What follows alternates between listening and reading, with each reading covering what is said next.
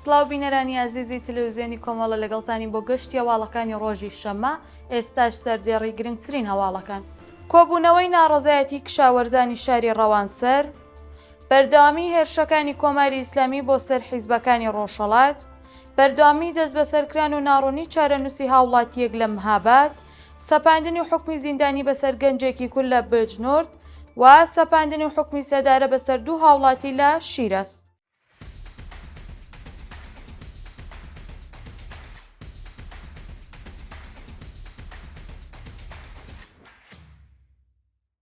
درێژەی هەواڵەکان کۆبوونەوەی ناڕەزایەتی کشاوەرزانی شاری ڕەوانسەر. بەیانی ئەمڕۆ کۆمەڵێک لە کشاوەرزانی چەندین گوندی شاری ڕەوانسەر دژ بە پێنەدانی حەقی ئاوەکانیان لە بەردەم فەرمانداری ئەو شارە کۆبوونەوە. کشاوەرزانی ناڕازی ئاماژە بەوە دەکەن کە سەرەتای بەرزبوونەوەی ڕۆژانەی نرخی هەڵاوسان و خراپی دۆخی ژیان و مەعیشەتی هاوڵاتیان لە ئێران بە بەردەوامی ئاوی پێویست بە کوشت و کاڵیان لێ دەبڕێت و ئەمەش زیانێکی گەورەی بە بەرهەمەکانیان دەگەێنێت. لە درێژەی کۆبوونەوەکەدا ناڕازیان جەختیان لەسەر ئەوە کردوێتەوە کە ناوەندە پەیوەندیدارەکان بە مەبەستی پێدانی حەقی ئاو سفتەی لە هەموو کشاوەرزان وەرگرتووە، بەڵام سەرەڕای ئەمەش لەو مافا بێبەشکراون. بەردەوامی هێرشەکانی کۆماری ئیسلامی بۆ سەر حیزبەکانی ڕۆژهەڵات. بەیانی شەممە هەفتەی گەلاوێژ کۆماری ئیسلامی لە ڕێگەی چەندین درۆن و بنکە و بارەگاکانی حیزبەکانی ڕۆژهەڵاتی لە سوورداش و بانەگەورە بە ئامانج گرتووە. بە پێی دوایین راپۆرتەکان کەمپی بنەماڵەکانی کۆمەڵی زەحمەتکێشانی کوردستانی ئێران لە سوورداش و ماڵی ئەندامێکی سیاسی کۆمەڵی زەحمەتکێشانی کوردستان لە بانەگەورە کەوتوێتە بەر پەلاماری ڕژیمی کۆماری ئیسلامی. شایانی باسە کە تا کاتی داڕشنی ئەم هەواڵە راپۆرتێک سەبارەت بە زیانی گانیەکانی هێرشەکانی کۆماری ئیسلامی بڵاو نەکراوەتەوە. بەردەوامی دەست بەسەرکران و ناڕوونی چارەنووسی هاوڵاتیەک لە مەهاباد. بەپێی راپۆرتەکان شێرزاد پایانیانی هاوڵاتی تەمەن 32 ساڵ و خەڵکی شاری مەهاباد سەرەڕای تێپەڕبوونی 5 ڕۆژ لە دەست بەسەرکرانی هێشتا چارەنووسی دیار نییە.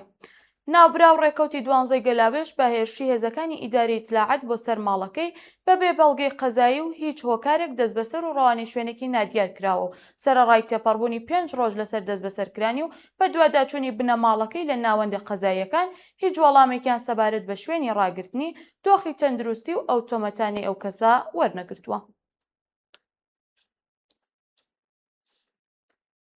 سەپاندنی حکمی زیندانی بەسەر گەنجێکی کورد لە بۆجنورد. بە پێی راپۆرتەکانی مافی مرۆڤ شەهریار محەممەدی بێرمانلوو خەڵکی بۆجنورد و تەمەن 20 ساڵ لەلایەن دەستگای قەزای کۆماری ئیسلامیەوە حکمی 2 ساڵ زیندانی تەعزیری بەسەردا سەپێنراوە. ناوبراو لە ڕاوتی ناڕەزایەتیەکانی ساڵی پێشوو ڕێکەوتی 19 بە فرامبەر لەلایەن هێزانامنیەکانەوە بەبێ بەڵگەی قەزایی دەست بەسەر و ڕەوانی شوێنێکی نادیار کراوە و پاش 8 ڕۆژ دەست بەسەرکران بە دانانی بارمتە ئازاد کرابوو. ناوبراو دواتر لەلایەن لقی دوی دادگای ئینقلابی بۆجنوردەوە بە تۆمەتی تەبلیغ دژ بە ڕژیم و تێکدانی ڕێوشوێنی وڵات بە 4 ساڵ و 8 مانگ زیندانی تەعزیری مەحکومە کرد، بەڵام بەهۆی ناڕەزایەتی ناوبراو و پارێزەرەکەی حکمی بۆ 2 ساڵ کەم کراوەتەوە. سەپاندنی حکمی سەدارە بەسەر دوو هاوڵاتی لە شیراز. لە ڕۆژانی ڕابردوودا دوو هاوڵاتی خەڵکی شاری شیراز لەلایەن دەستگای قەزای ڕژیمە و حکمی سێداریان بەسەردا سەپێنراوە.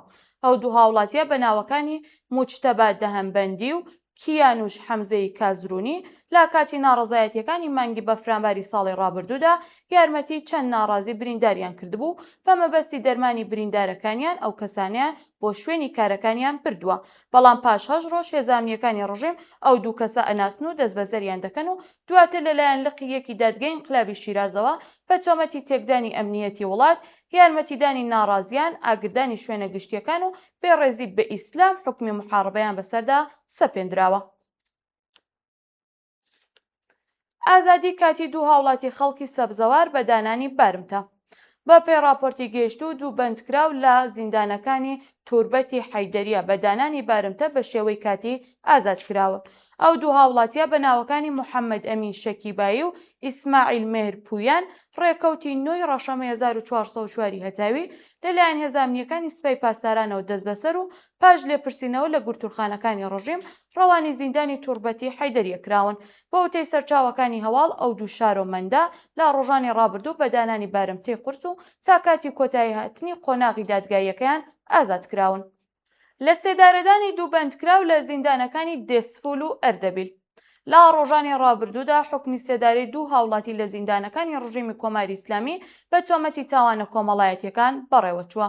ئەو هاوڵاتیانە بە ناوەکانی تەوحید عەبدوڵڵاهی خەڵکی ئەردەبیل و عەلی پەناهی خەڵکی دەسوور لە ماوەی چەند ساڵی ڕابردوودا بە تۆمەتی کوشتنی بە ئەنقەز دەست بەسەر و لەلایەن دەستگای قەزای ڕژیمەوە حکمی سێداریان بەسەردا سەپێنرا بوو. شایانی باسە کە تا کاتی داڕشتنی ئەم هەواڵی لە سێدارەدانی ئەو 2 هاوڵاتیە لەلایەن دەستگای قەزای ڕژیم و بەرپرسانی زیندانەکانەوە بڵاو ڕانەگەیەندراوە. داخستنی حەقدەستی کارمەندانی زانکۆی زانستە پزیشکیەکانی ئێرانشار. ڕۆژی ڕابردوو کارمەندانی زانکۆی زانستە پزیشکیەکانی ئێرانشار ڕایانگەیاندووە کە لە دەستپێکی ساڵی 1405ەوە حەقدەست و مەزایەکانیان دواخراوە. بە وتەیە و کارمەندانە سەرەڕای تێپەڕبوونی زیاتر لە 5 مانگ لە دەستپێکی ساڵ هێشتا حەقدەست و مەزایەکانیان پێنەدراوە و ئەو کەسانە و بنەماڵەکانیان تووشی کێشەی ئابووری کردووە. هەروەها ئەو کەسانە جەخت لەسەر ئەوە کردوێتەوە کە زیاتر لە 1 ساڵ و نیوە کە مافی مەسکەنی کارمەندان دواخراوە و باقی مەزایەکانیان وەک پارەی سوتەمەنی و وزە نزیک بە 2 ساڵە کە پێیان نەدراوە. چڕتربوونەوەی گەمار و ئابوووریەکانی ئەمریکا دژ بە کۆماری ئیسلامی و رووسیا.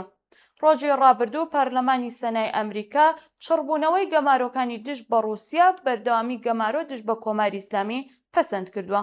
بە پێی راپۆرتەکان ئامانج لەو گەمارۆیانە بەرزبوونەوەی تێچووی ئابووری بۆ ئەو وڵاتانەیە کە بە کڕینی نەوت و گازی رووسیا یارمەتی دەوڵەتی پۆتین لە شەڕی دژ بە ئۆکراین دەدەن.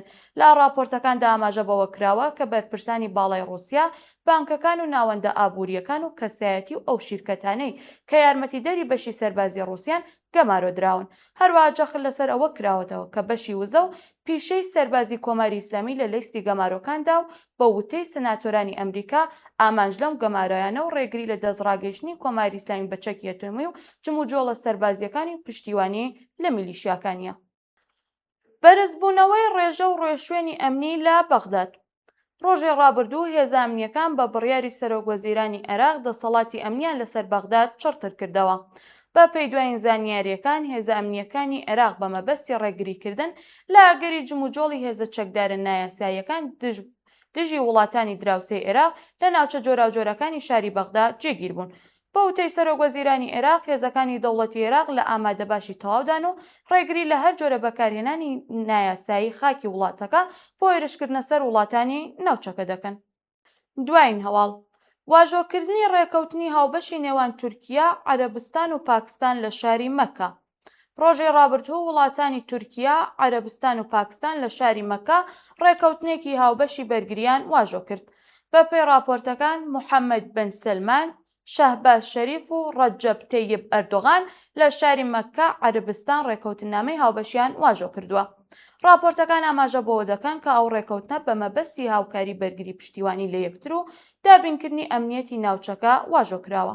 جێگای ئاماژەیە کە لەو ڕێکەوتنامەیە هاتووە کە هێرشی سەربازی بۆ سەر هەر کام لەو 3 وڵاتە بە واتای هێرش بۆ سەر خاکی هەر 3 وڵاتەکەی و هەر یەک لە وڵاتانە پشتیوانی لە یەکتر لە بواری بەرگریەوە دەکەن. بینەرانی عەزیز گەشتی هەواڵەکانمان پێشکەشکردن. هەر شاد و بەختەوەر بن.